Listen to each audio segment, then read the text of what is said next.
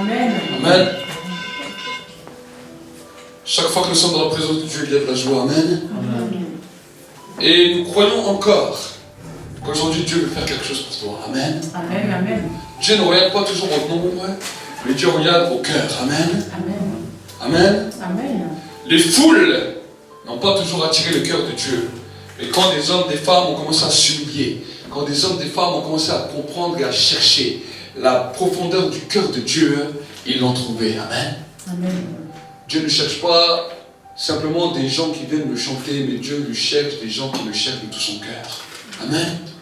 Et quand tu cherches Dieu de tout ton cœur, quand tu cherches l'Esprit de tout ton cœur, Dieu commence à faire quelque chose dans ta vie. Amen. Amen. Tu es peut-être venu dans ce lieu découragé, désespéré, désemparé, mais tu sortiras de ce lieu totalement renouvelé, totalement encouragé, totalement restauré, avec la victoire dans ta main. Amen. Dieu veut te donner la victoire. Et je veux te dire que pendant ce temps où nous allons participer au temps de Sainte Seine, nous parlons toujours du repas saint, du repas que nous prenons ensemble, parce que c'est le repas que Dieu nous a instauré, c'est la table que Dieu nous a instaurée, la table de bénédiction. Mais je veux te dire aussi que, de la même manière que Dieu a sa propre table, dans laquelle nous participerons dans quelques instants, je veux te dire que le diable a aussi une table. Et le diable t'invite souvent à manger à sa table. Il vient toujours, souvent essayer de te faire manger. Et en plus, le pire, c'est que non seulement il essaye de te faire manger, mais il te force à manger ses repas. Des fois, il te force à manger la colère. Des fois, il te force à manger l'iniquité. Des fois, il te force à manger la jalousie. Des fois, il te force à manger toutes sortes de choses qui détruisent la vie de l'homme. Mais s'il irait seulement jusqu'à là, ça irait. Mais j'aimerais vous dire que pendant que vous dormez des fois la nuit, que vous êtes dans vos rêves, que vous êtes en train de dormir, il vient vous forcer à manger. Pourquoi je vous dis ça? Parce que le diable, quand il te donne à manger dans un rêve, c'est terrible. Parce que le lendemain matin, quand tu te lèves, plus rien ne va. Des blocages de partout. Un chrétien rempli de l'esprit, une personne qui aime le Saint-Esprit, a mangé quelque chose dans un rêve, le lendemain matin n'est plus la même personne. Pourquoi? Parce que le diable lui a fait manger quelque chose. Pourquoi je dis cela? Vous savez, quand il vient le plus, il vient des fois sournoisement. C'est comme la nuit, tu es en train de rêver et tu as mangé quelque chose. Tu as rêvé que quelqu'un t'a donné quelque chose à manger. Quand tu as mangé ça, c'est terrible parce que le lendemain, tu vas avoir des problèmes avec ça. On peut le voir de temps en temps quand on ne jeûne pas trop. Mais quand tu jeûnes, souvent les chrétiens qui jeûnent le plus, c'est ceux que, à peine ils commencent à jeûner, à peine ils commencent à se consacrer pour Dieu, que direct, dès les premiers jours, alors qu'ils sont là, ils commencent, c'est comme si on leur donne un morceau d'hamburger, un morceau de poulet, un morceau de quelque chose, on lui donne quelque chose à manger. Et cela des fois mène la confusion. Parce que quand ce chrétien finit son jeûne, finit ce temps de jeûne, d'un côté il a reçu quelque chose de Dieu, mais d'un autre côté le diable lui a donné aussi quelque chose qui va lui mettre un blocage quand il va commencer à entrer dans sa destinée. Est-ce que vous savez? C'est ça que les chrétiens ne comprennent pas. Pourquoi? Parce que la Bible nous dit que quand Jésus a jeûné, qu'est-ce qu'il est venu le diable lui faire? Il est venu le tenter sur la nourriture. Il lui a dit change ses pierres en pain. Parce qu'il savait que s'il venait avec une nourriture qu'il lui donnerait en bouche, Jésus le refuserait. Donc il a dit, vu qu'il me connaît un peu plus que les autres hommes, je vais simplement lui demander de changer ses pierres en pain pour l'avoir. Parce que les autres hommes, je les aide facilement par les rêves. Chaque fois que tu vois quelque chose dans les rêves. Et vous savez, moi j'ai expérimenté ça. Des fois, à des moments, plusieurs fois j'ai jeûné dans ma vie. Et plusieurs fois quand je jeûnais, surtout au début du jeûne, j'ai vu que dans mon rêve, dès que je dormais, on venait me donner à manger. Et souvent j'ai mangé. Et souvent j'ai vu après des blocages. Mais quand le dernier jeûne que j'ai fait, j'ai prié avant de dormir, j'ai dit cette fois-ci je ne me laisserai pas avoir. Vous savez ce qui s'est passé? On est venu, on a voulu me proposer à manger. Ma bouche, je l'ai fermée. J'ai dit je ne mangerai pas ça. Et quand je me suis réveillé, le Saint-Esprit m'a dit voilà, maintenant tu as ta victoire. Amen. Donc mon frère, ma soeur, pourquoi je te dis ça? Parce que nous prenons part au repas du Seigneur aujourd'hui. Mais quand tu prends part à ce repas du Seigneur, la Bible nous dit que dans le repas du Seigneur, il y a la guérison, il y a la santé, il y a le miracle, il y a la providence, il y a ton avenir, ta destinée qui est tracée. Tout ce que Dieu a prévu pour toi, elle se trouve dans le repas du Seigneur. C'est un mystère. Mais j'aimerais te dire que toutes les choses négatives qui viennent te détruire, qui viennent détruire ta vie, qui viennent briser ta vie, se trouvent aussi sur la table du diable. Se trouvent sur la table du diable. Est-ce que vous savez? Et lui le sait. Et lui ne va pas se gêner pour essayer de te faire manger. Donc si aujourd'hui tu prends part à ce repas, tu dis Seigneur, je ne veux pas prendre part à d'autres repas. Je veux arrêter de prendre part à un autre repas. Que ce soit dans mes pensées, que ce soit aussi dans mes rêves. Dans mes rêves, je ne veux pas prendre part à un autre repas. Il y a des fois des mauvais sentiments, des mauvais ressentis qui viennent en vous. Ce sont des mauvais repas que le diable vous offre. Refusez cela. Amen. Nous devons apprendre à marcher d'une nouvelle manière, sans vivre avec l'offense, sans vivre avec toutes les choses que le diable a voulu vous détruire. Amen. Dis à ton frère, dis à ta soeur, Dieu a une grande destinée pour toi. Amen. Amen. Tout ce que vous n'aviez pas se trouve là sur la table. Amen. Tout ce que vous n'aviez pas, parce que pourquoi? Parce que la Bible nous dit, dans son corps et dans son sang, nous avons tout. Amen. Dis-le comme ça, le diable l'entend. Dis, dans le corps et le sang de Jésus, j'ai tout. Dans le corps et dans le sang de Jésus, j'ai tout. Commence à déclarer que le temps de l'affliction est fini. Le temps de la maladie est fini. Le temps de la destruction de mon avenir est fini. Parce que c'est un temps nouveau où je prends part au repas du Seigneur. Amen. Amen. Vous savez, le diable n'est pas content de cette journée. À peine on est arrivé, on est rentré dans le village, on est descendu la porte. À peine on est descendu, j'ai senti direct une attaque. Et le Saint-Esprit m'a dit, c'est une des principautés de ce village. C'est eux qui essayent de vous détruire. C'est eux qui essayent d'arrêter l'église. À peine on est descendu ici. Et j'ai compris que quelque chose de nouveau, qu'un tournant allait commencer.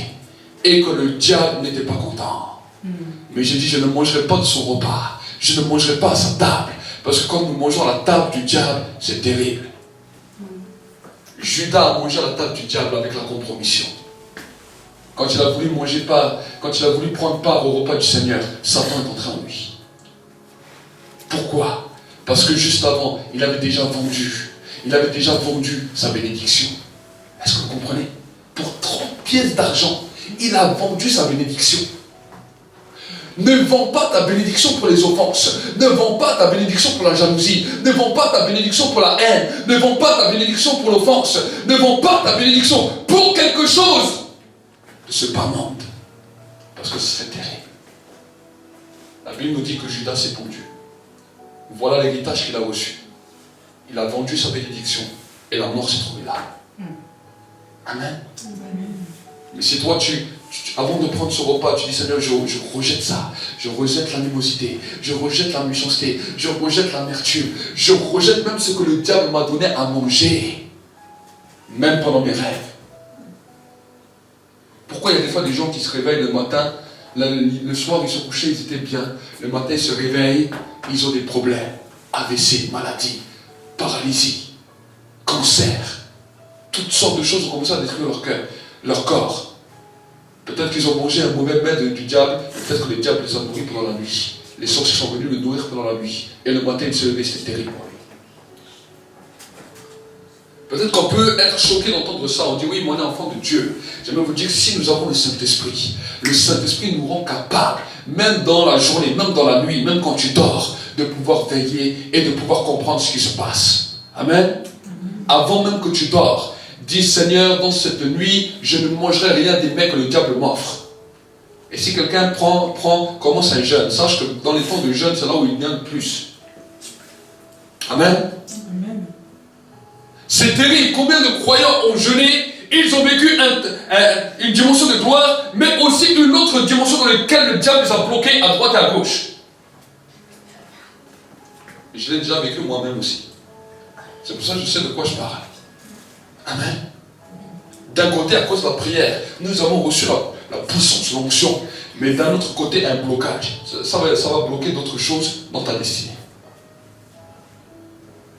Mais par contre, si tu commences à comprendre ça, et que tu dis, le diable ne mourra pas cette fois-ci pendant ce temps de jeûne, je ne mangerai pas de ses mets, je ne peux pas manger de ce qu'il me propose, je ne peux pas manger de toute la nourriture qu'il me proposera, mais je veux simplement manger à la table du Seigneur pour avoir ma bénédiction complète. Alors tu vas voir que la grâce de Dieu va commencer à se répandre puissamment, il n'y aura plus de blocage. Amen. Peu importe le blocage qui t'a retenu jusqu'à aujourd'hui. Il y a des blocages des fois terribles, dans lesquels les gens ne trouvent pas la solution.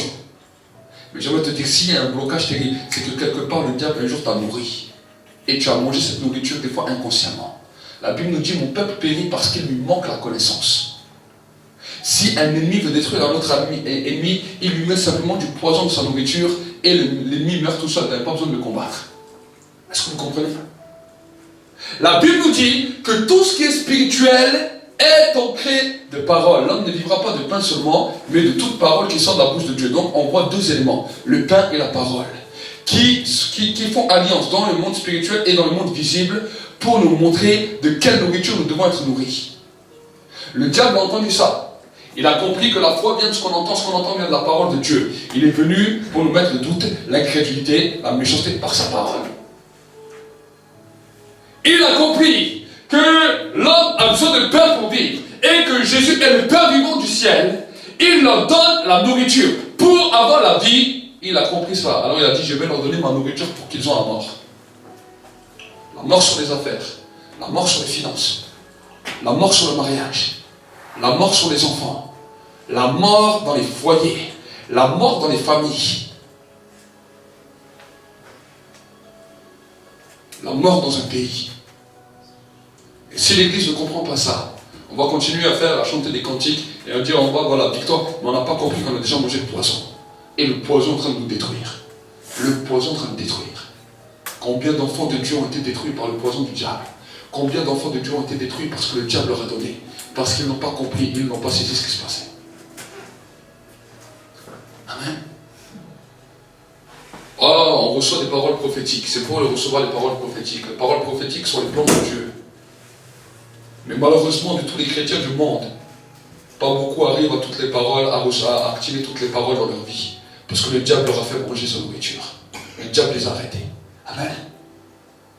Quand même nous recevons les paroles, nous sommes touchés. Mais à l'intérieur de nous, on dit, est-ce que c'est vraiment ça? Comment ça va se passer? On refuse ces paroles et dit, Seigneur, si tu l'as dit, ça va s'accomplir. Je ne mangerai pas les paroles que le diable m'a données, mais je mangerai les paroles de ta table. Amen. Amen. Le psalmiste David a dit, tu dresses une table en face de mes adversaires. Et quand Dieu dresse sa table, il fait quoi? Il oint ta tête. Amen. L'onction commence à descendre, à te renouveler, à te fortifier, et tu n'es plus le même.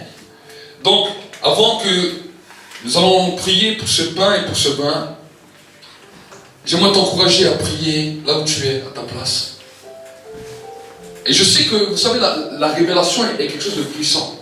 Parce que chaque fois que le Saint-Esprit amène la révélation, tout d'un coup, il y a des souvenirs qui viennent. C'est comme si quand la révélation commence à couler à travers la prédication, tout d'un coup, c'est comme si dans votre esprit, il y a des souvenirs, il y a des images qui reviennent. Oui, peut-être là, oui, ça c'est vrai qu'un jour ça m'est arrivé, j'ai pas compris. Peut-être qu'un jour tu as rêvé ça, tu n'as pas compris, tu as mangé quelque chose dans un rêve, tu n'as pas compris, qu'on t'a donné à manger. Et si tu fais le lien entre ce temps où tu as mangé quelque chose dans le rêve et la difficulté, tu vois que c'est connecté. Tu vois que c'était ce jour-là où les problèmes ont commencé. Donc commence à prier. Dis Seigneur, maintenant je me rappelle ce temps. Toi tu mets le doigt là. Mais maintenant je me déconnecte de cela. Je me déconnecte de cela. Satan, je me déconnecte de toi. Commence à prier. Commence à déclarer. Que Satan puisse l'entendre. Que tu te déconnectes totalement de tout ce qu'il t'a donné. Et en plus, si le souvenir est là, dis Seigneur, je me rappelle là, à ce moment-là. Satan m'a nourri à ce moment-là. Et à partir de ce moment-là, ça a été la ruine. Mais je me déconnecte de ce moment-là. Je renonce à ce moment-là. Et je te demande pardon d'avoir mangé à cette table. Commence là où tu es à ta place. Commence là aussi, peut-être les gens qui regardent cette vidéo, déclarez-le là où vous êtes derrière vos écrans. Déclarez maintenant une parole nouvelle sur vos vies. Parce que c'est cela qui va amener un changement. C'est cela qui va libérer la destinée. C'est cela qui va libérer ce que Dieu a préparé pour vous, sans blocage et sans arrêt. Korabasaka shokora sakatalia taraso. Ribakatalia taraso rabakarasai. Shokorabakatalia taraso. Korabasekelia taraso. Des fois il t'a nourri, des maladies sont venues, des problèmes sont venus, des choses terribles sont venues sur ton corps. Des fois, des choses terribles sont venues dans les foyers. Des fois, certains foyers ont divorcé à cause de ce que le diable a donné à manger. Certains foyers ont été détruits. Des vies entières ont été brisées. Ce n'est plus le temps de jouer.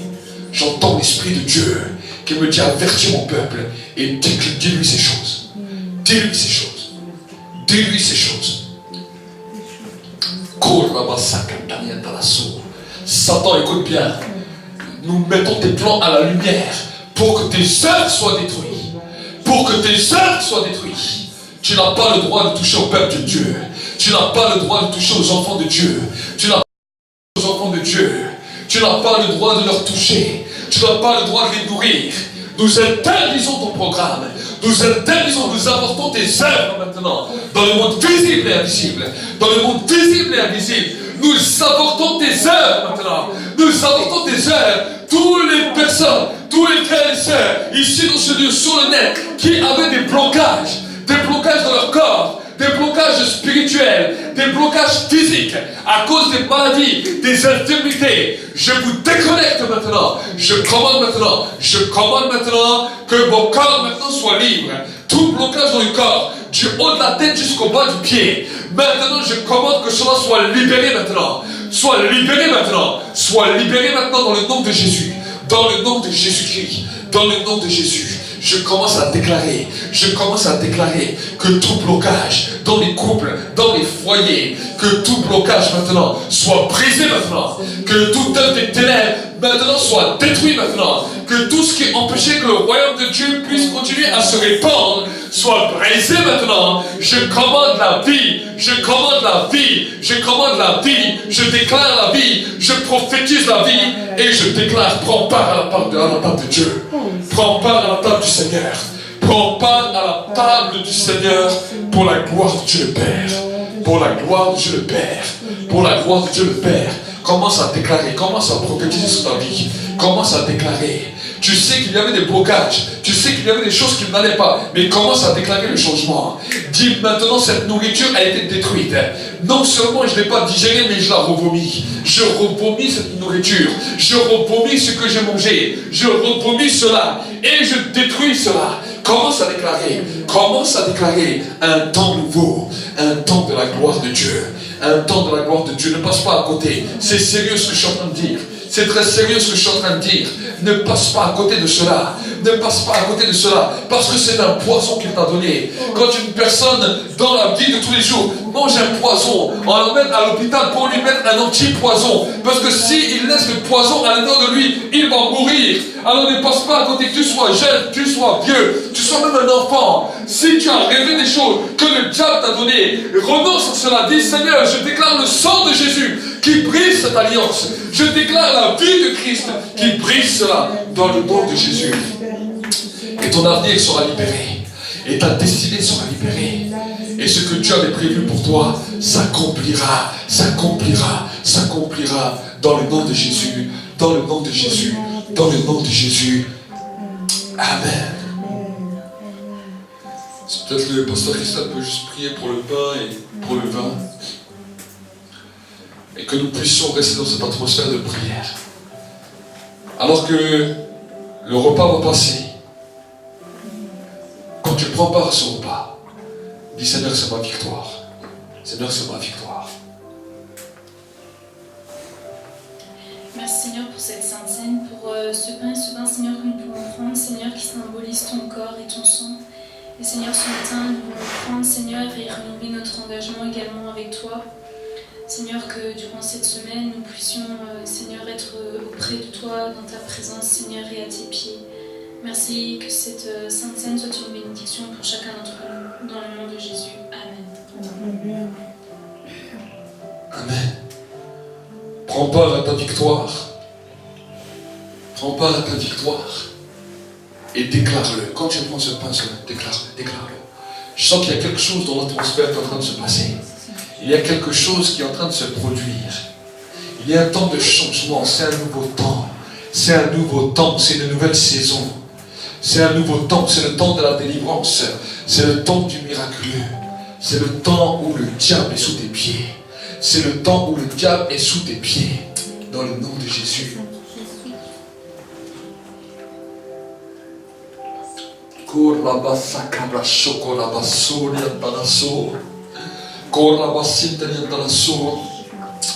Commence à prier en d'autres langues. Commence à prier en d'autres langues.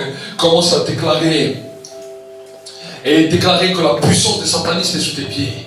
Commence à déclarer que la puissance des sorciers est sous tes pieds. Commence à déclarer que les puissances familiales, il y a des fois des esprits familiales. Le diable a utilisé des esprits familiales pour vous nourrir.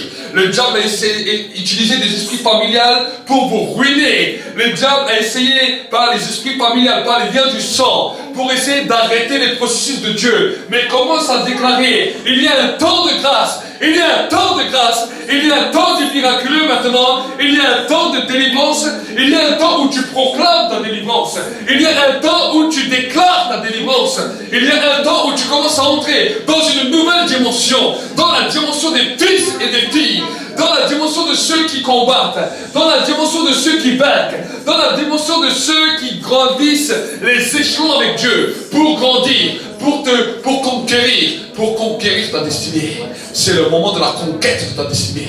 La conquête de ta destinée. La conquête de ta destinée. La conquête de ta destinée. Pour la gloire de Dieu le Père.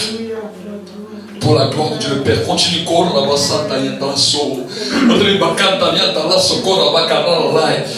Je sens vraiment dans l'esprit qu'avant d'aller plus loin, on doit continuer un petit peu à prier pour ça. Je sens vraiment cela dans l'esprit. Prie. Prie. Et si tu ne sais plus quoi prier, alors prie en langue. Laisse-toi relever par l'esprit. Laisse que cela commence à devenir une force dans ta vie.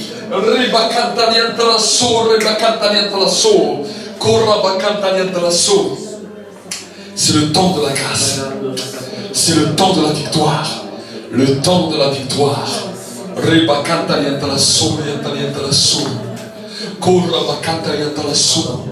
Oh Seigneur, que maintenant nous avons pris part à ce repas. Que maintenant nous déclarons la victoire. Nous déclarons la victoire. Nous déclarons que les forteresses tombent. Nous déclarons que les forteresses tombent. Nous déclarons que les esprits de mort tombent maintenant. Tombent maintenant. Tombent maintenant. Les esprits de l'échec maintenant. Tombent maintenant. Tombent et sont ruinés maintenant. Pour la gloire de Dieu le Père. Pour la gloire de Dieu le Père. Pour la gloire de Dieu le Père. Pour la gloire de Dieu le Père.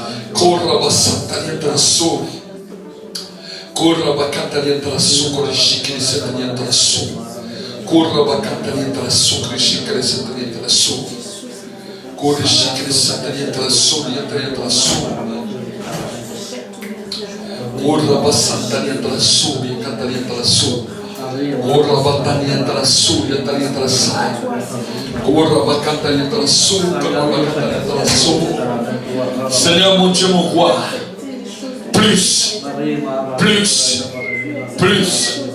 Pardonne-nous toutes les fois où en tant qu'Église nous avons mangé à la table du diable et qui a ruiné ton œuvre. Seigneur, par les calomnies, Seigneur, par la rancœur entre frères. Seigneur, nous déclarons un temps de changement maintenant. Un temps de changement. Un temps de changement maintenant.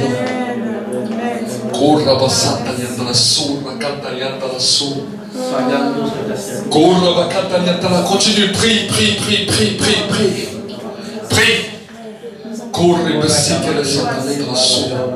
Dans le nom de Jésus-Christ. Dans le nom de Jésus-Christ. In the name of Jesus Christ. Dans le nom de Jésus-Christ. Dans le nom de Jésus-Christ. C'est dans le nom de Jésus-Christ que nous le déclarons. El nombre de Jesucristo. Nous déclarons maintenant la victoire. Nous déclarons maintenant la victoire. Je déclare maintenant un temps nouveau, une nouvelle saison. Pour la gloire de Dieu le Père. Pour la gloire de Dieu le Père. Alléluia Seigneur. Alléluia Seigneur. Commence à voir ta victoire dans l'esprit. Alors tu voyais les choses négatives. Tu voyais les choses négatives dans ta pensée. Tu voyais les choses négatives à l'intérieur de toi. Commence à voir. J'ordonne maintenant que vos yeux soient ouverts. Que vos yeux soient ouverts. Vos yeux soient ouverts pour voir le bonheur. Dieu a mis des projets de paix et non de malheur. pour vous, un projet de paix et un avenir et une espérance. Regarde maintenant les choses. Regarde maintenant les choses. Ceux qui te faisaient voir les choses avec l'échec. Ceux qui te voyaient faire les choses, tu disais jamais je n'y arriverai. Ceux que tu voyais les choses mauvaises dans ta vie, ça c'est à cause de la mauvaise nourriture. La mauvaise nourriture t'a amené une mauvaise vision. La bonne nourriture te donne la bonne vision. La bonne nourriture te donne la bonne vision. La bonne nourriture te donne la bonne vision. Reçois maintenant une vision nouvelle. Une vision nouvelle avec un cœur nouveau pour la gloire de Dieu le Père. Au nom de Jésus. Amen. Acclamons pour le Seigneur.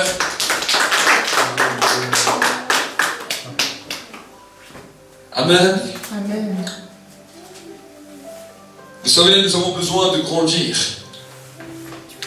Et nous ne voulons pas être arrêtés par toutes les choses de cette terre. Nous ne voulons même pas que l'ennemi vienne nous arrêter. Amen. Amen. Combien de fois vous avez essayé peut-être de commencer une communion avec le Saint-Esprit, mais vous avez été arrêté. Combien de fois, des fois, on a l'impression que la communion avec le Saint-Esprit a l'air tellement difficile. Il y a même des fois des hommes qui étaient loin, qui sont loin d'une onction spéciale, et que le diable leur a donné à manger pour détruire leur vie. Samson, il n'arrivait pas à l'arrêter par la force. Il n'arrivait pas à l'arrêter par toutes sortes de choses. Mais le diable a commencé à lui mettre un mauvais sentiment en lui. Un esprit de pensée d'adultère. Et alors que Samson a touché à l'adultère, nous pouvons voir que malgré qu'il allait voir la prostituée, sa force était toujours là. La puissance de l'onction était toujours là. Mais la prostituée ne s'est pas simplement arrêtée au fait de lui assouvir certains désirs. La prostituée a commencé à prendre Samson dans sa maison, à le nourrir, à lui donner à manger, alors qu'il était loin, alors qu'il était le loin d'Israël, alors qu'il avait l'onction, qu'il avait la puissance de Dieu. La prostituée a commencé à le nourrir. Et quand elle le nourrissait, elle disait, dis-moi le secret de ta puissance. Il a mangé la première fois, cela ne lui a rien fait. Il a mangé la deuxième fois, cela ne lui a rien fait. Mais la Bible nous dit qu'elle le tourmentait à cause de ce qu'elle lui donnait. Et à un moment donné, il a craqué. Et il a perdu toute la puissance. Il a perdu toute l'onction. Et il s'est retrouvé dans un cachot. C'est terrible de voir qu'un homme comme ça de puissance s'est retrouvé aux chaînes. On lui a crevé quoi? Les yeux. La Bible ne nous dit pas qu'ils lui ont crevé les oreilles. La Bible ne nous dit pas qu'on lui a coupé la langue. La Bible nous dit qu'on lui a crevé les yeux pour qu'il ne voit plus le bonheur que la vie peut procurer. Amen. Chaque fois que nous avons eu part au repas de l'ennemi, la vision pour le royaume de Dieu, la vision même que nous avons par rapport à Dieu, c'est comme si nous sommes devenus aveugles d'un coup. Nous commençons à avoir nos problèmes, nous commençons à avoir nos difficultés, nous commençons à être découragés, nous commençons à être désemparés. L'angoisse commence à venir, le désespoir commence à venir, et les blocages se succèdent les uns derrière les autres. Regardez, Samson a mangé. Qu'est-ce qu'ils ont fait les gardes? Chaque fois qu'il mangeait, ils venaient le lier. Et ils venaient lui mettre des cordes autour de lui. Alors tant qu'il n'était pas arrivé au point final de la destruction, il arrivait à détruire les cordes. Les Philistins repartaient. Les démons repartaient. La Bible nous dit même que quand il partait, à un moment, il est parti de chez la prostituée, on lui a mis une grande porte. À Gaza, il y avait une grande porte, un grand portail qu'on a fermé, qu'on a bloqué. On a dit comme ça, si Samson il va sortir, il sera bloqué, il ne pourra pas passer. Au début, il a arraché la porte, mais il est retourné toujours. Il est retourné toujours. Et un jour, il fut emprisonné. Amen. Chaque fois que l'ennemi vient, au début, il te donne un peu à manger. La foi commence un peu à descendre, mais la foi est toujours là. L'onction, la présence de Dieu est toujours là. Mais à un moment donné, si tu continues à prendre ce repas, sache que ce repas va te tuer. Sache que ce repas amène ta mort. Amen. Samson ne le savait pas, personne ne lui avait dit. Personne ne lui avait dit que si tu vas continuer à aller chez cette prostituée Rahab, tu vas mourir. Personne ne lui avait dit. Hein? Dalila, ouais. Excuse-moi, Dalila. Personne ne lui avait dit que s'il continuerait à aller chez cette femme, il allait totalement mourir, il allait laisser toute sa vie. Mais il a continué. Il a continué à manger ses bons plats. Peut-être qu'il faisait des super plats, des bons plats qu'il aimait, qu'aucune femme en Israël n'a pu lui donner. Alors il retournait. Et à un moment, ce même repas l'a amené en prison. Amen. Vous savez, quand nous commençons à marcher dans la dimension de l'esprit, nous ne comprenons pas toujours tout. Dieu nous fait la grâce d'avoir les dons spirituels. C'est la première des manifestations où nous commençons à expérimenter les dons, nous commençons à expérimenter la puissance, nous commençons à sentir le feu qui vient, nous commençons à sentir l'onction qui vient, la présence de Dieu qui vient. Ça c'est bien. Mais j'aimerais vous dire que le Saint-Esprit est bien plus que ça. Il est une personne. Amen. Il est bien plus que ça. Vous savez, souvent les chrétiens, quand ils ne sentent pas l'onction, quand ils ne sentent pas le feu, ils pensent que maintenant le Saint-Esprit a disparu. Alors que le Saint-Esprit est une personne. Et que quand tu es dans ta pièce seule, quand il n'y a personne, il attend que tu l'invites. Il attend que tu lui demandes de venir. Qu'est-ce que Jésus a dit? Jésus a dit, je suis à la porte des cœurs, et il fait quoi? Il frappe.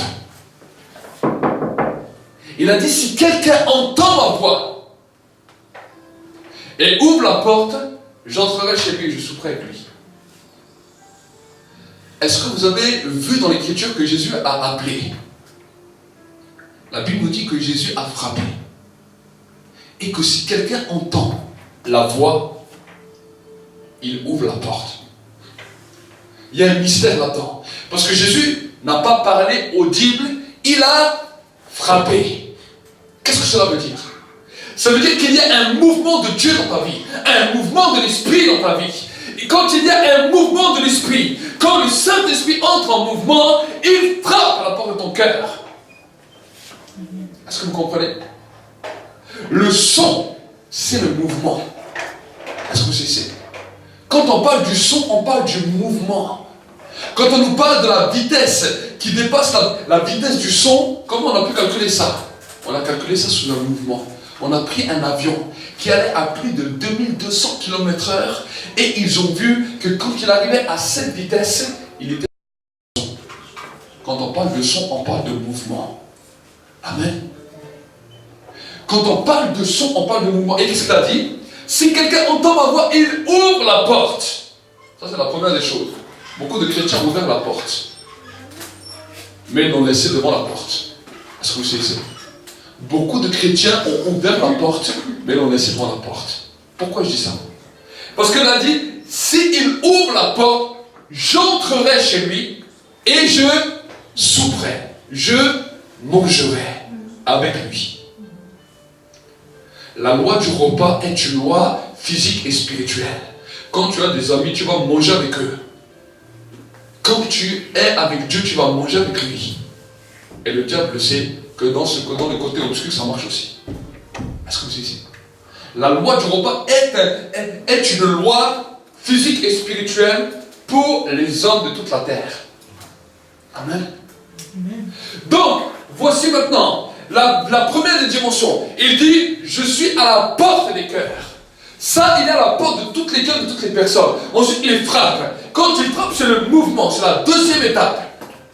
Mais ensuite, la Bible nous dit, si quelqu'un entend le mouvement, si quelqu'un perçoit le mouvement de Dieu, dans nos églises en général, nous percevons le mouvement de Dieu à cause du Saint-Esprit, à cause des paroles en langue, à cause peut-être des paroles de connaissance, à cause des paroles de prophétie, à cause de sa présence.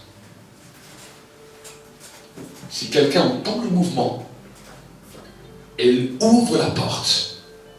C'est bien d'ouvrir la porte. Mais aussi, c'est de dire, viens Saint-Esprit, viens, entre. Amen.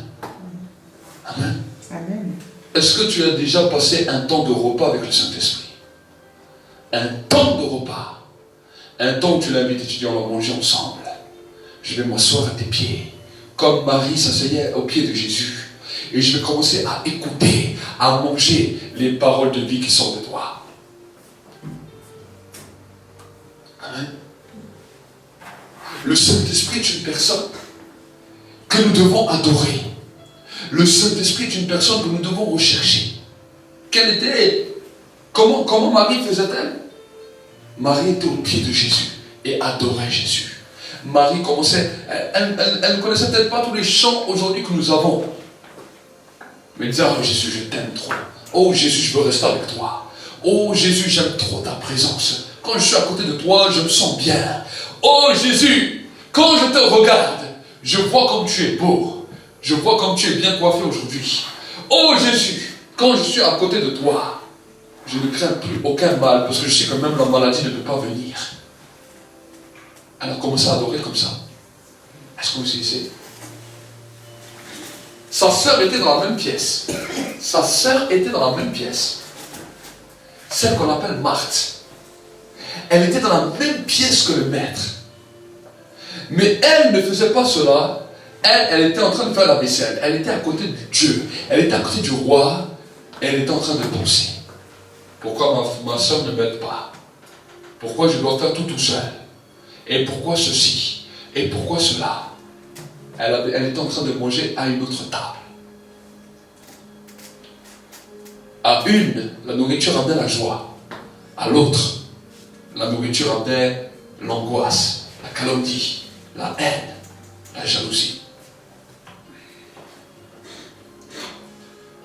Et dans l'église de Jésus, il y a ces deux caractéristiques. Il y a ceux et celles qui acceptent de passer ce temps avec le Saint-Esprit, à le chercher, à l'adorer et à manger ses paroles. Et il y a ceux qui pensent à toute autre chose parce qu'ils sont en train de se nourrir d'un autre repas. Amen. La Bible nous demande d'avoir une communion avec le Saint-Esprit. Et comment nous pouvons avoir une communion avec lui? C'est en l'invitant dans notre cœur et dire, viens, on va souper ensemble pendant un instant. On va manger ensemble. On va prendre un repas. J'ai besoin d'une parole. J'ai besoin de quelque chose qui va m'amener dans ma vie la sainteté. J'ai besoin de quelque chose qui va m'amener dans ma vie la restauration. J'ai besoin de quelque chose qui va m'amener dans ma vie un espoir.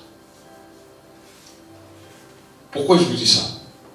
Parce que si vous regardez toutes les émotions, tous les sentiments qui véhiculent dans votre journée, qui véhiculent dans votre vie toute la journée, c'est terrible.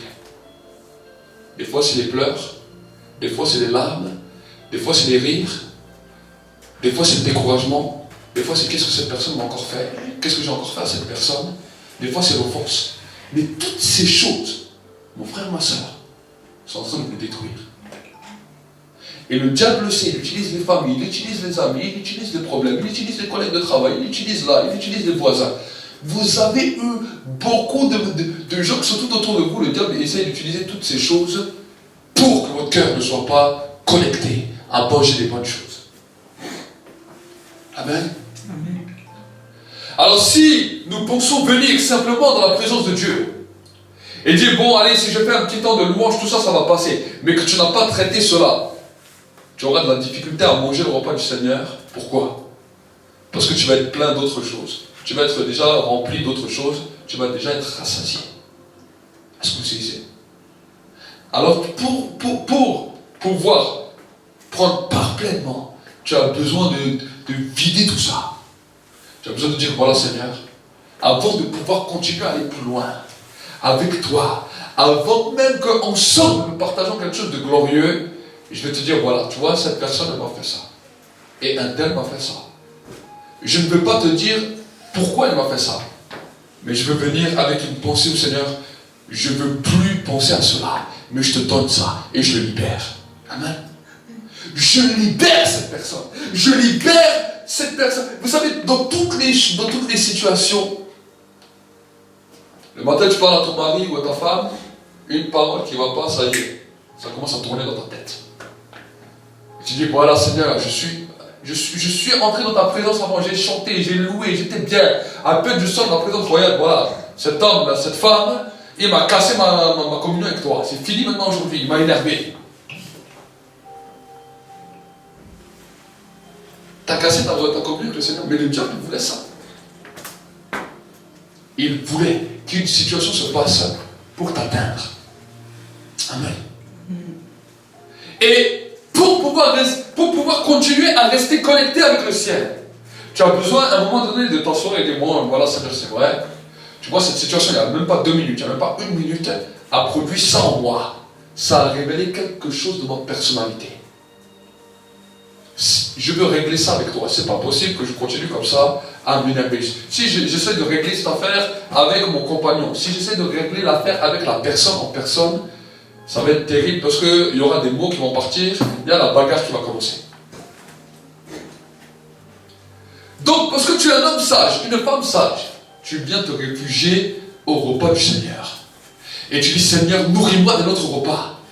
On m'a proposé une nourriture qui est en train de me détruire. Donne-moi notre repas.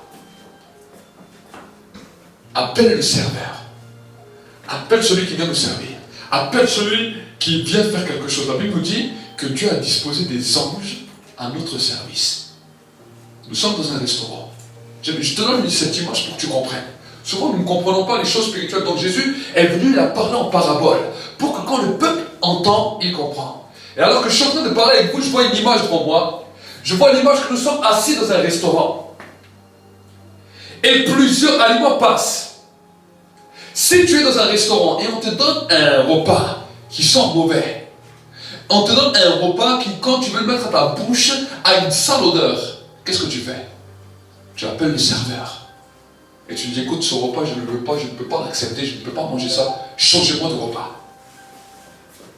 Et le serveur vient, prend le repas que tu as mangé, parce qu'il était mauvais, il l'enlève, il le jette, et il te ramène quelque chose de nouveau à ta convenance. Amen. Voici ce qui peut se passer dans ton esprit. Quand tu sais faire les bonnes choses et prendre les bonnes décisions. Les anges qui sont là pour nous servir viennent enlever ce plat que peut-être l'ennemi t'a mis devant toi. Parce que tu as appelé. Quand tu appelles le Saint-Esprit parle à ses anges. Si tu lui dis enlève-moi ça, l'ange vient, il va enlever ça. Et quand il l'enlève, tu as ton niveau faim. Parce que tu n'as rien mangé. Mais maintenant tu dis, Seigneur, je veux ne plus manger ce repas. Pourquoi je vous dis ça? Je vais vous expliquer. Pour que vous allez bien comprendre.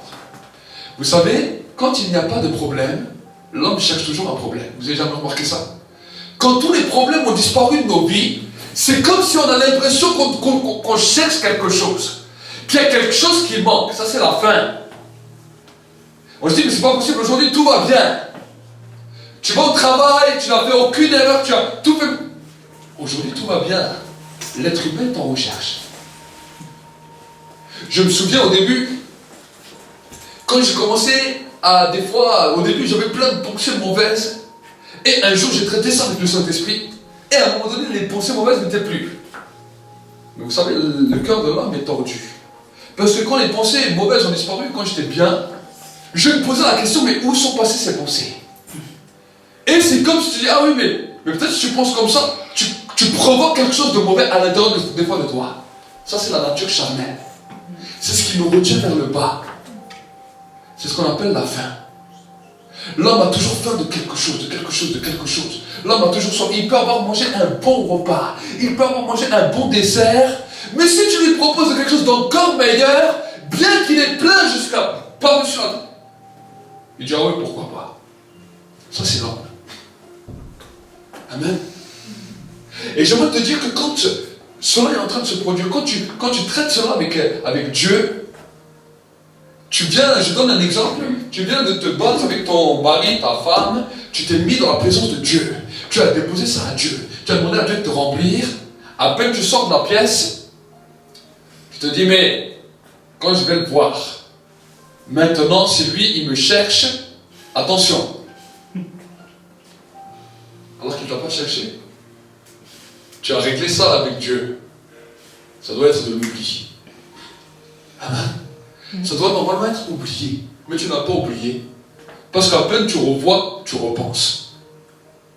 Est-ce que vous saisissez? Ça, c'est la faim. Si tu repenses, retourne direct dans ta chambre. Et dis, Seigneur, là, il n'y a pas de problème. Là, je n'ai pas de mauvais sentiments. Mais j'ai une faim qui est là. Nourris-moi. Vous voulez être nourri par le Saint-Esprit. Vous voulez que le Saint-Esprit vous nourrisse. Alors, vous avez besoin de savoir quand lui demander quand vous avez faim. Quand le bébé a faim, il fait quoi? Il crie.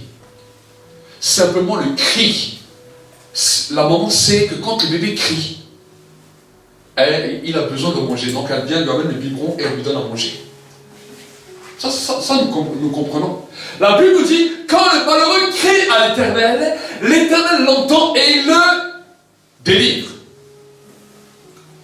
Et maintenant je vais vous donner une autre parabole qui vient tout droit du ciel. Quand tu as faim et que tu cries à Dieu, le Saint-Esprit vient te nourrir au moment même. Amen. La nourriture de Dieu, bien sûr, nous lisons la Bible, nous prenons notre temps de lecture de la parole de Dieu, mais la nourriture de Dieu, ça c'est simplement le temps de la préparation pour nous amener à la connaissance de ce que Dieu va faire. Mais la nourriture de Dieu, celle qui nous nourrit, celle qui nous cale, celle qui nous transforme, c'est celle quand nous l'appelons et nous disons, Seigneur, maintenant nourris-moi. Il y a une faim. Il y a une faim, il y a une soif. Vous savez, Jésus a dit à la Samaritaine, si tu bois au seau que je te donnerai, tu n'auras plus jamais soif. Pourquoi il lui a dit ça? Pas parce qu'il était devant un puits. Elle a très bien compris ce qu'il était en train de dire. Elle avait 7 maris. 7 hommes. Elle n'était toujours pas rassasiée. Elle avait encore soif. Elle voulait encore quelque chose d'autre. Elle avait encore, même là avec lui, en plus elle lui dit, ah, mais là, celui avec qui je suis, c'est même pas mon mari. C'est-à-dire, je cherche encore quelque chose. Peut-être elle parlait avec Jésus, elle poussait de cette manière. Mais Jésus lui dit, si tu bois l'eau que je te donne, tu n'auras plus jamais soif. Si tu manges le repas que je te donne, tu n'auras plus jamais faim. Parce que tu sauras que dès que tu as faim, dès que tu as sorti, viens vers moi. S'il y a des jeunes gens, des jeunes hommes, des jeunes filles, ne laissez pas vos désirs aller à droite, à gauche. Mais chaque fois que votre désir est là, va vers Dieu. Et dis, Seigneur, j'ai peut-être un désir. Donne-moi maintenant. Viens me donner ta nourriture. Parce que ce désir peut m'emmener à la mort. Amen. On peut aller même plus loin. Combien de gens sont malades parce que physiquement, ils mangent comme des fous, ils n'arrivent jamais à s'arrêter. Combien de gens sont malades? Tu es à table, tu commences à manger, on dirait que tu engloutis tout. Tu n'arrives même pas à te contenir. Pourquoi? Parce que le désir est là. Amen. C'est pour cela qu'un jour, moi-même aussi j'étais comme ça. Moi-même aussi avant je mangeais comme un fou. Je pouvais jeûner, mais quand je mangeais comme un lion. Et un jour, j'étais dans la présence de Dieu. Dieu m'a enseigné quelque chose. J'avais faim. Mon ventre, il était en train de se tourner en 4. Et à ce moment-là, mon épouse m'appelle. Me dit, viens, le repas est prêt. J'ai dit à Dieu, bon, je suis content de ta présence. La présence de Dieu était forte. Il dit, je suis content de ta présence.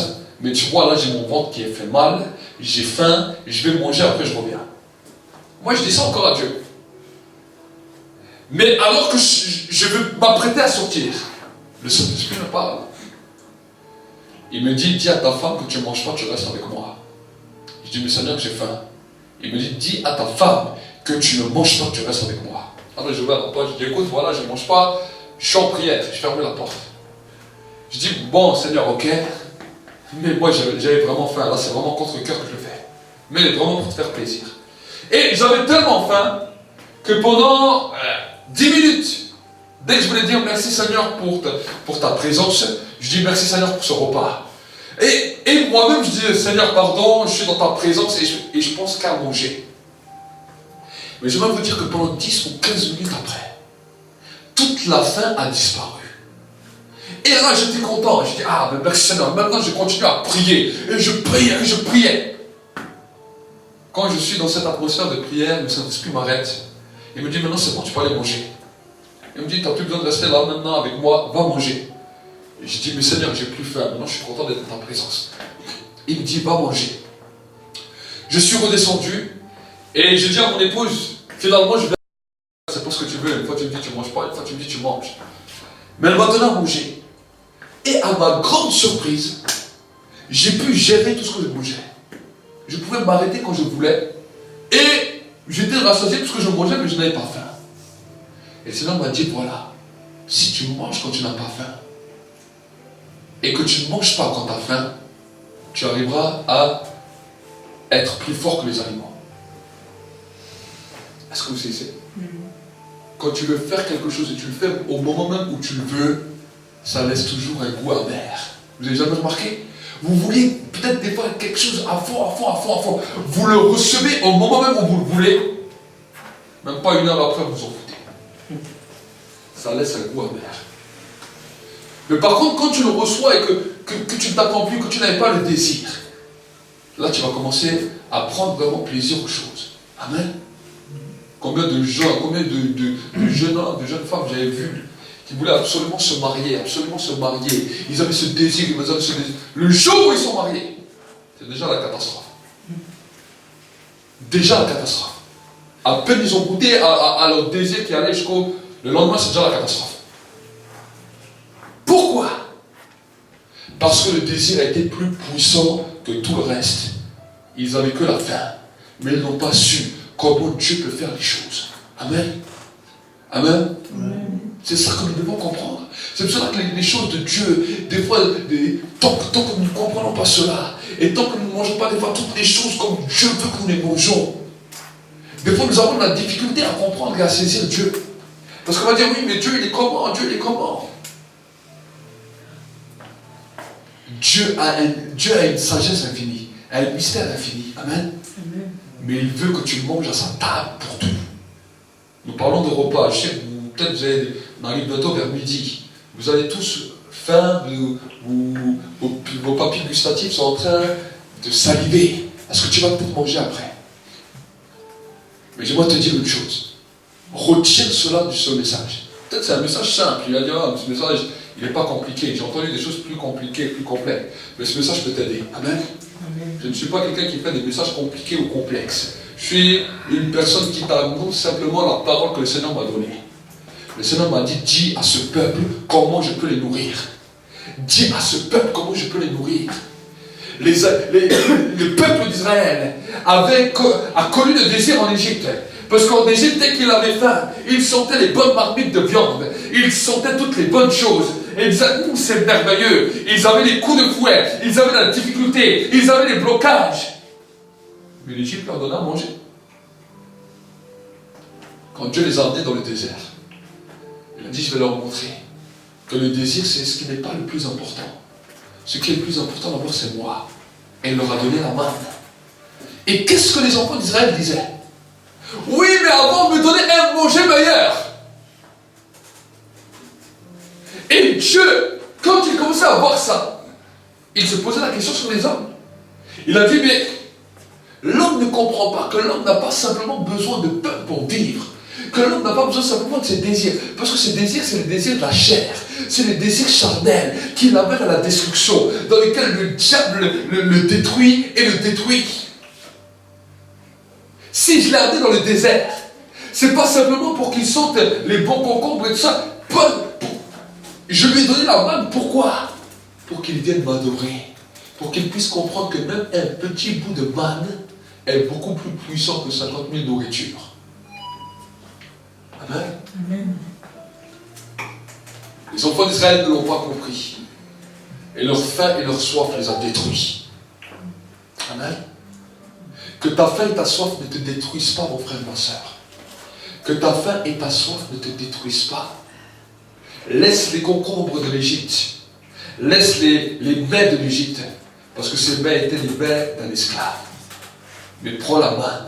Parce que la manne est le repas d'un roi. Amen. Amen. La manne est un repas d'un roi. En Égypte, tu étais sous les coups. Tu sentais une nourriture. Mais cette nourriture était amère. Parce que cela amenait le cri de la douleur. Le cri du désespoir. Le cri de la mort.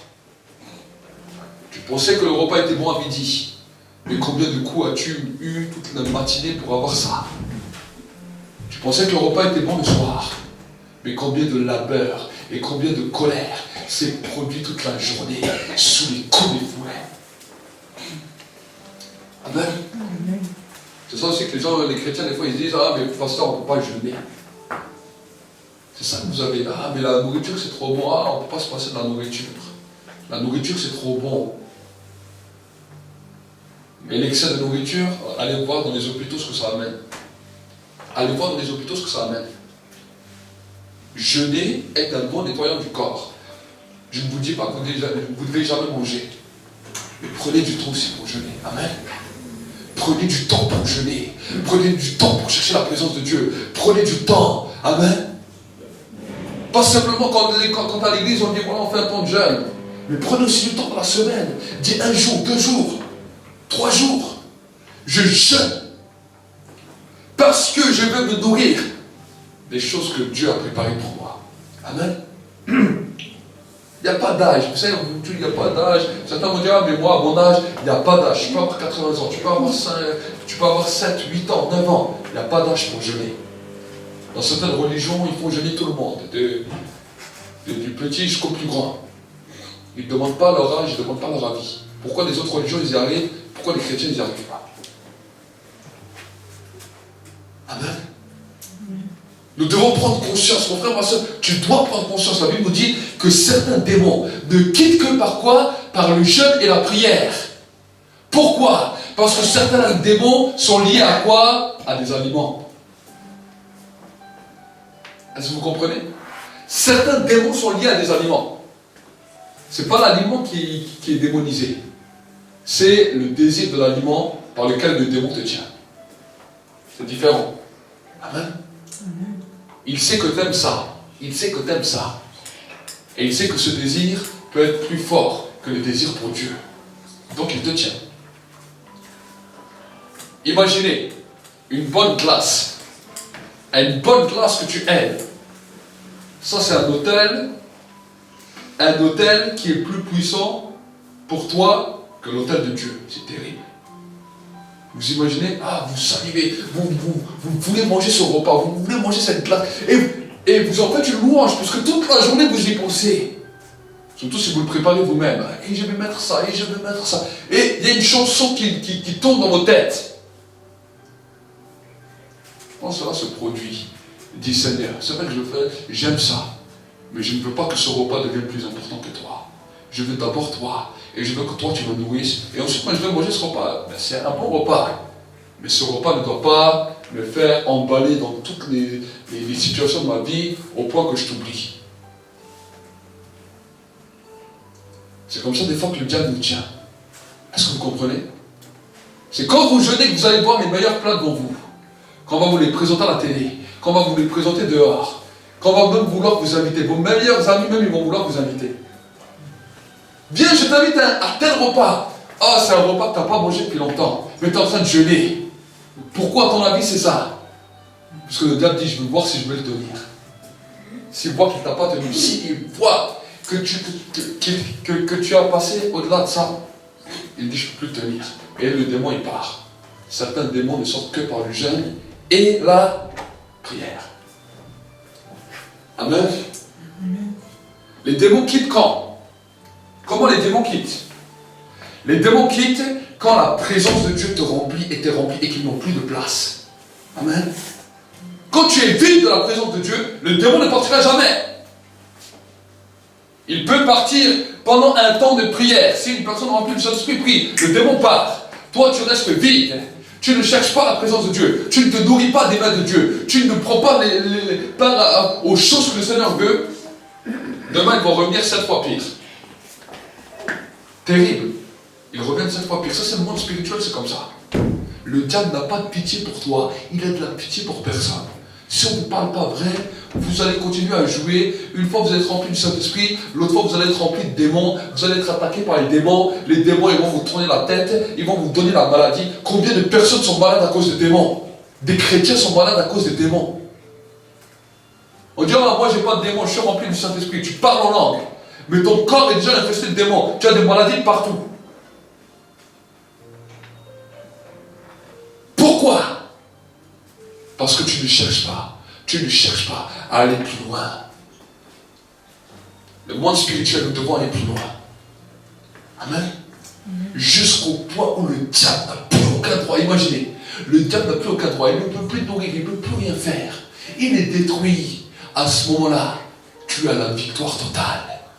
Et dans ce temps-là, tu dois rester dans cette victoire. Tu dois continuer à faire du sacrifice.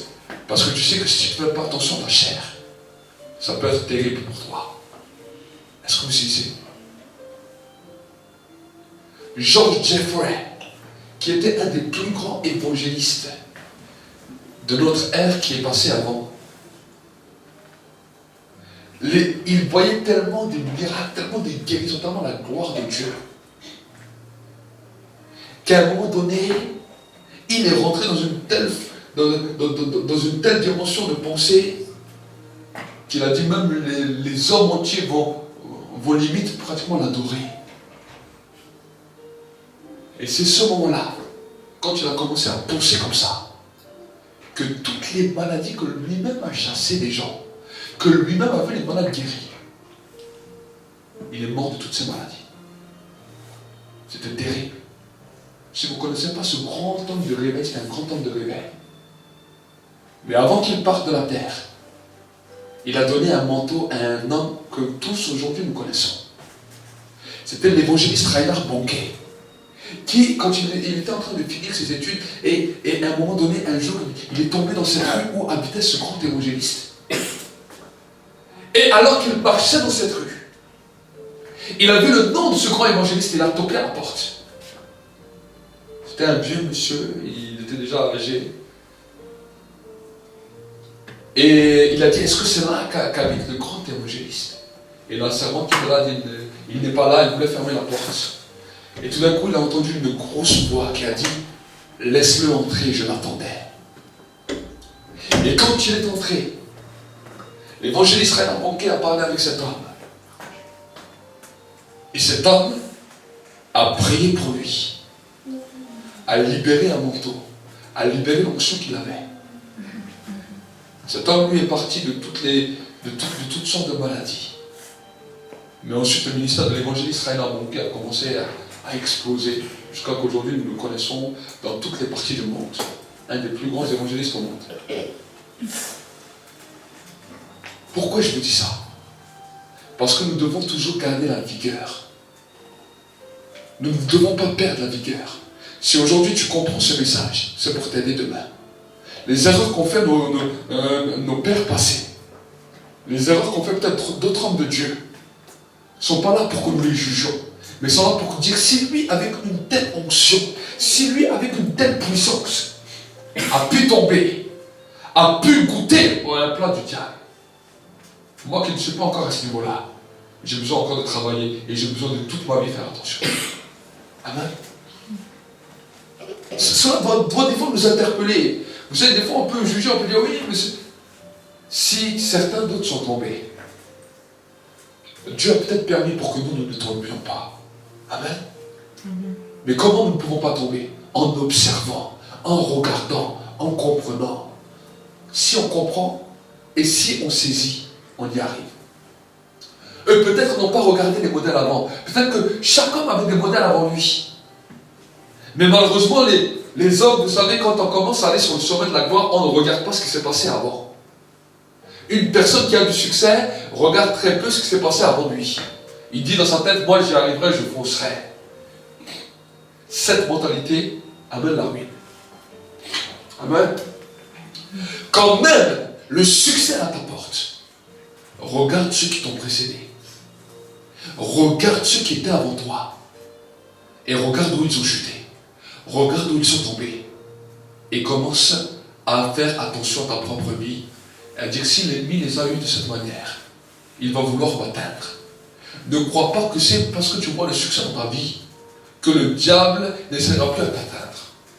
Le diable essaiera toujours de te donner à manger. Et c'est pour ça que j'ai dit avant, j'ai parlé des rêves. Parce que les rêves, des fois, c'est ce que nous méprisons le plus.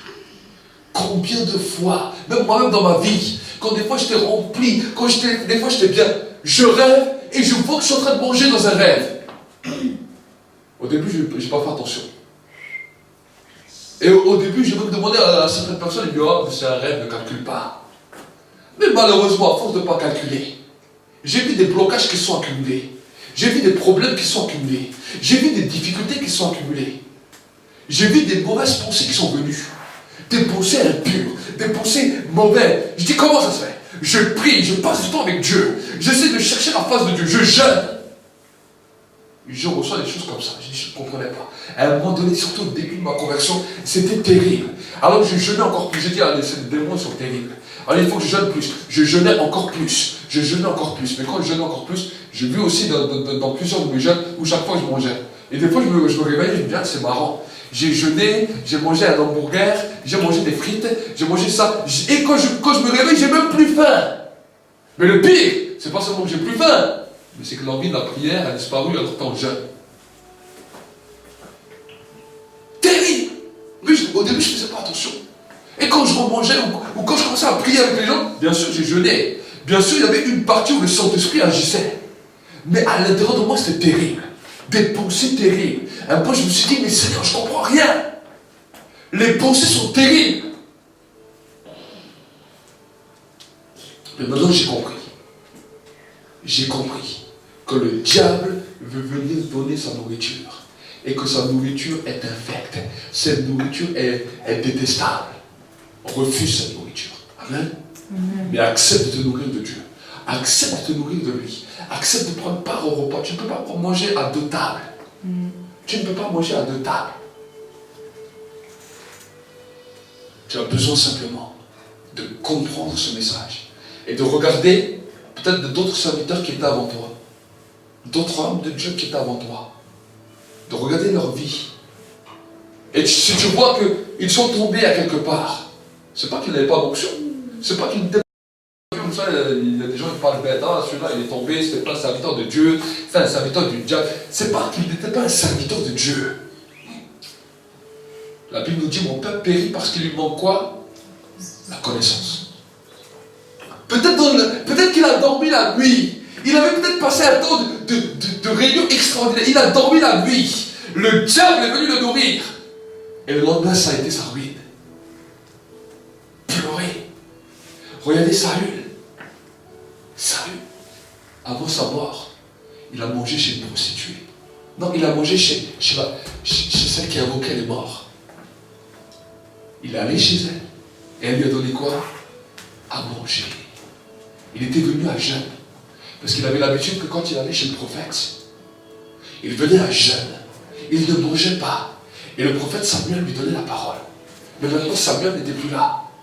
Il voulait manger à la table du Seigneur.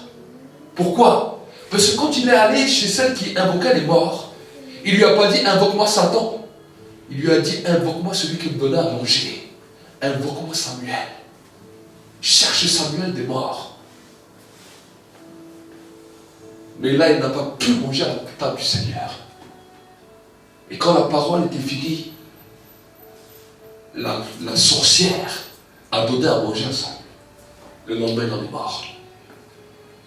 Amen. Il a utilisé quelque chose d'occulte pour essayer de se nourrir. Mais il se nourrissait à la mauvaise table. Mon frère, ma soeur, aujourd'hui c'est un temps de grâce pour toi. Et aujourd'hui, j'aimerais t'encourager cette semaine, que ce soit une semaine de défi. Regarde ce que tu manges. La télé nous dit attention à ce que vous mangez. Ne mangez pas trop gras, ne mangez pas trop sucré. Vous avez vu, il y a plein de recommandations. Mais quand des fois tu as faim, tu t'en fous de toutes ces recommandations. Mais ensuite, quand les gens sont à l'hôpital, ils pleurent. Ah, mais si je le savais. Pourtant, ils ont plein de messages qui circulent. Le Saint-Esprit nous interpelle toujours. Le Saint-Esprit nous interpelle dans toute la parole.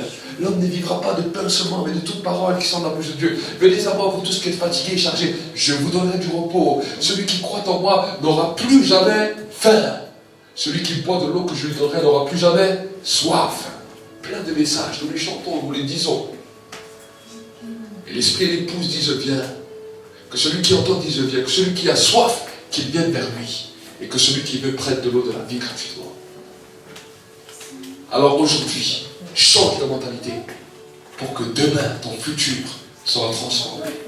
Et quand tu es sur la voie du succès, ne pense pas que tout est acquis, mais sois prudent, parce que d'autres sont tombés avant toi. D'autres sont tombés avant toi, d'autres qui étaient plus forts que toi sont tombés. Et nous devons comprendre. Si l'ennemi a voulu les faire tomber, il voudra te faire tomber. S'il a voulu les détruire, il voudra te détruire. À toi de prendre la victoire et de dire, Seigneur, si je mange seulement ta table, aucune autre table ne pourra m'être destinée. Un jour, la Bible nous dit, alors que Jésus reviendra, pourquoi il reviendra Jésus? Pourquoi il cherchera son église? Pour aller manger un repas avec lui au ciel. Quels sont ceux et celles qui ont faim et soif? Quels sont ceux et celles qui se nourrissent quotidiennement, qui mangent quotidiennement, qui sont prêts? C'est ceux-là que Dieu enlèvera. C'est ceux qui cherchent la présence de l'Esprit. C'est ceux qui cherchent le Saint-Esprit. Qui disent, Saint-Esprit, je veux me nourrir à ta table. C'est ceux-là que Jésus viendra chercher.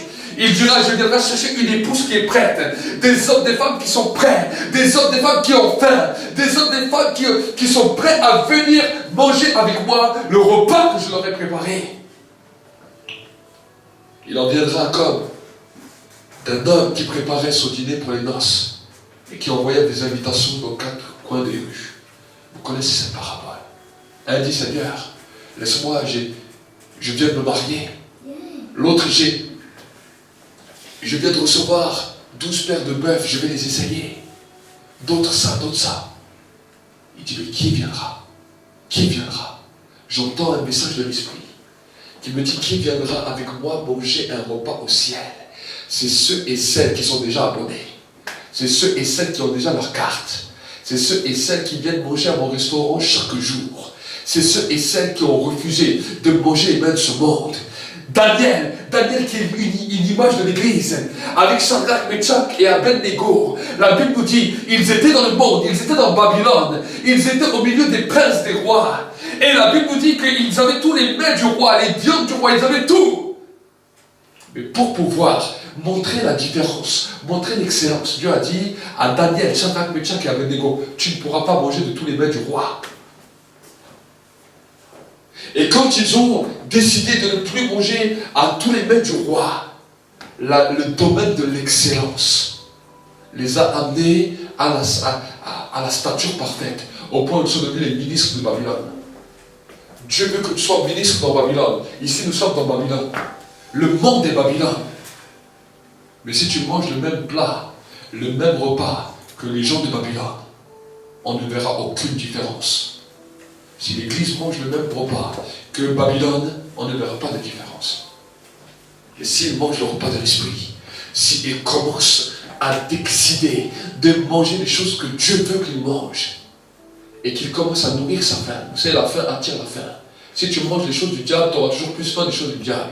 Si tu manges les choses du péché, tu voudras toujours plus le péché. Et le péché grandira. Mais si tu commences à avoir faim de Dieu, tu manges après Dieu, tu soupires après Dieu, la faim grandit, tu es prêt pour l'enlèvement. C'est comme ça que tu sais si tu es prêt pour l'enlèvement ou pas.